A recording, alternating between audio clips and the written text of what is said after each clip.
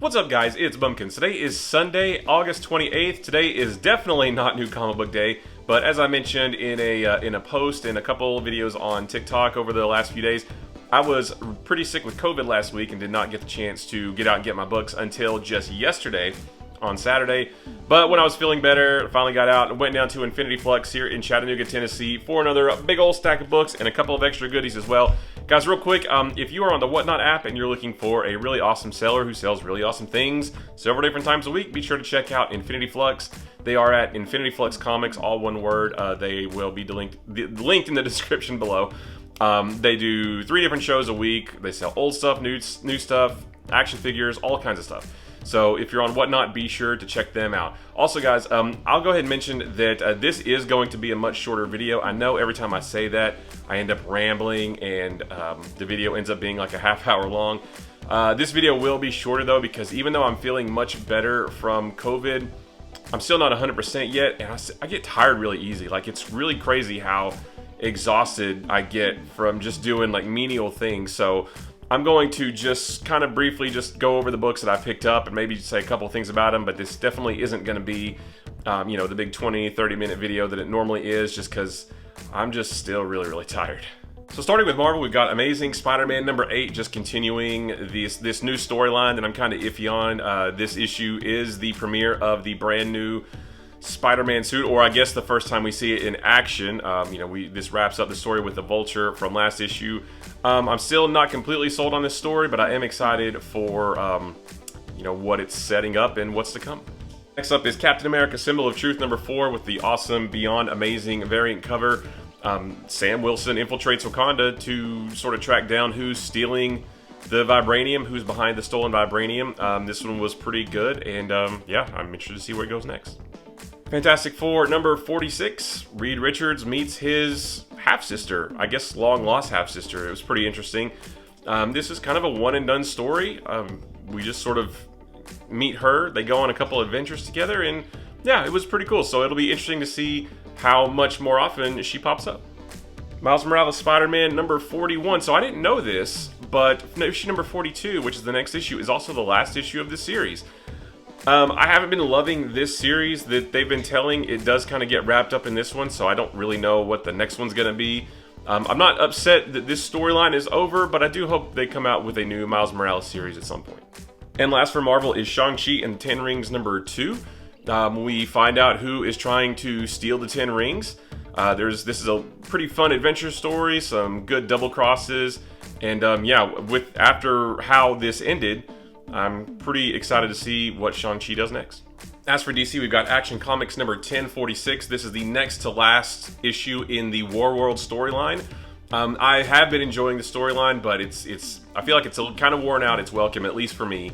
I like the art in this. The artist is different than what we've seen in the rest of the storyline. I kind of hope they stick around for a while.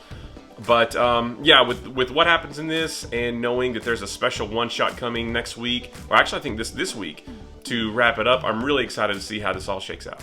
Deathstroke Inc. number 12, just continuing Deathstroke Year 1. We get a really cool fight between Deathstroke and Green Arrow in this. I guess this is supposed to be their first meeting because they don't know who each other is. I'm still digging this. I know some people don't really love this story as much, but I'm really enjoying it. Well, guys, I finally got it. Detective Comics number 27. Facsimile edition. This actually is pretty cool though, because this collects, or reprints, the entirety of Detective Comics 27, including all the stories that were in it. I've read the original Batman story before, but usually that's all you ever see is just the Batman story out of this, and there's a whole bunch of other stories in it.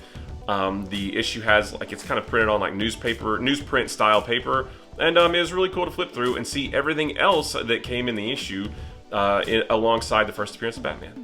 Detective Comics number 1063. I'm enjoying this story so far. We learn a little bit more about this. I guess it's a family that's coming to Gotham, and Batman's trying to learn more about them as well. He knows that there's something not right in Gotham, and I'm enjoying this storyline quite a bit.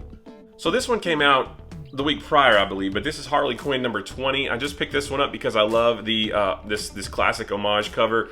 I have 18 and 19, the same homage covers. I'm not reading Harley Quinn. I haven't read this storyline yet, but I love these covers, and I missed number 21, I think, which is what came out this past week. I'm going to try to get that somehow, but yeah, maybe once I get them all, I'll read the story and hopefully it's good. And last up is Robin number 17. So I don't know if this is the last issue of the series or not, but this does lead, the way it ended does seem kind of final, but it does also lead into the Robin versus Batman, or is it Batman versus Robin? I'm not real sure, but the storyline is coming up soon. I typically don't like heroes versus heroes, and especially Batman versus Robin. Like Batman versus his own son seems kind of weird. But with the ties that it has to the World's Finest book, which I love, and just how it ties into the larger story that this series has been telling, it should be a pretty good time. As for Image and the other indies, we've got Gunslinger Spawn number 11. Still haven't read any Spawn yet. It's going to go in the Spawn stack for reading later. Radiant Black number 17. I'm behind on my Radiant Blacks as well, but I have got all my to be read pile sorted out, so now I know where all my Radiant Blacks are. I know which ones I have to read, so I'm just going to add this to those and enjoy them all at once. Rogues Gallery number 2. So this one was really interesting because in last issue they made it seem like the actress who played this hero character in this TV show, they made it seem like she was kind of spoiled and didn't really, want the part, and she was just in it for the money and didn't really know what she was doing. This issue we get a look at her life. It's focused on her pretty much the entire issue, and we see that she actually is a fan and she works really hard for the show that she's on. And she goes through a lot. It takes a toll on her physically and emotionally. It affects her personal life, and but she still does it because we find out she's a fan herself of the character she's playing. And it's kind of nice because as she's going through all these things, she's reading all these comments on social media, calling her a fake and a fraud and all this stuff, and that she's bad for the show. But it's really sad because she is a fan and nobody knows that. So it's just really cool. I don't really know what the overall story is going to be of this series, but it was really cool seeing the kind of different sides of this character. Scorched number 9. This, again, just like Gunslinger Spawn, is going to go in the Spawn stack, and I will catch up at some point. And then last for Image is Sins of the Black Flamingo number 3. This one still continues to be fun. Stories of supernatural heists and angels and all kinds of weird stuff. It's I don't really know where this is going to go, but it's a pretty fun ride so far. From Aftershock, we've got A Calculated Man number 3. This one is really good. Jack Beans here is a genius level accountant and mathematician who is taking out a mob family who is out to get him instead, and he's trying to get to them first, and we get to see more of how he does that, and it's really, really interesting. Grimm number 4, this awesome virgin foil variant. I can't believe this isn't an incentive variant, but this is a pretty good story. This is really interesting. We're finally starting to learn a little bit about, I think, our main character. I think her name is Jess. So she's trying to find out why she can't remember how she died, and she finally has a lead, and yeah, this is getting really, really good. And last of the single issues this week is Death Rage number 2 from Merc. This is a weird story. I don't quite understand all the nuances and who's working for who, and there's double crosses and that kind of stuff, but it's actually, at the same time, it's funny. Like Death Rage goes up against these little teddy bears, and they're like, but they're not, like, physically they look cute, but they're saying and doing all kinds of awesome, terrible things, and it's pretty humorous. But the fun doesn't stop there. Got a couple extra goodies as well, including this Fantastic Four Epic Collection, Annihilus Revealed. This collects Fantastic Four number 126 to number 146, and Giant Size Superstars number 1. So this is cool because Omnibus number 4 right here goes all the way through number 125, and then this picks up right afterwards. So I didn't have these issues collected, so now I do. And last but not least, I've heard great things about this and I've just never read it and finally pulled the trigger. This is the hardcover collection of Harleen. So this collects Harleen issues 1 through 3. So this is a Harley Quinn story, but it's Black Label. Really delves into her relationship with the Joker, but not from a silly perspective. Like, really gets into the psychology of it and why she goes through everything that the Joker puts her through, and why she sticks around and things like that. Again, I've heard really, really great things, and I cannot wait to jump into this one. So that's it, guys. Another really cool comic book haul, albeit a late one. And again, I'm sorry that the video was so short, but I'm still just tuckered out and trying to get as much rest as I can.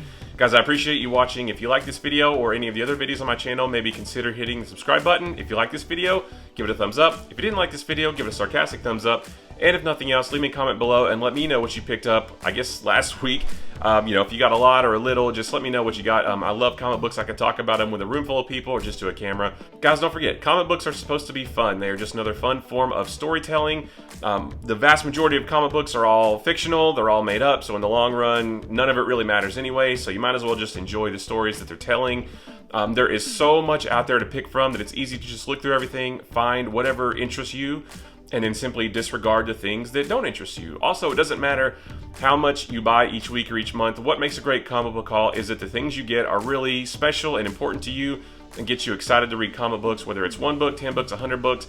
It does not matter how much you buy, just as long as what you do get is really important to you. So guys, I appreciate you watching, and I will see you in the next one. Bye-bye.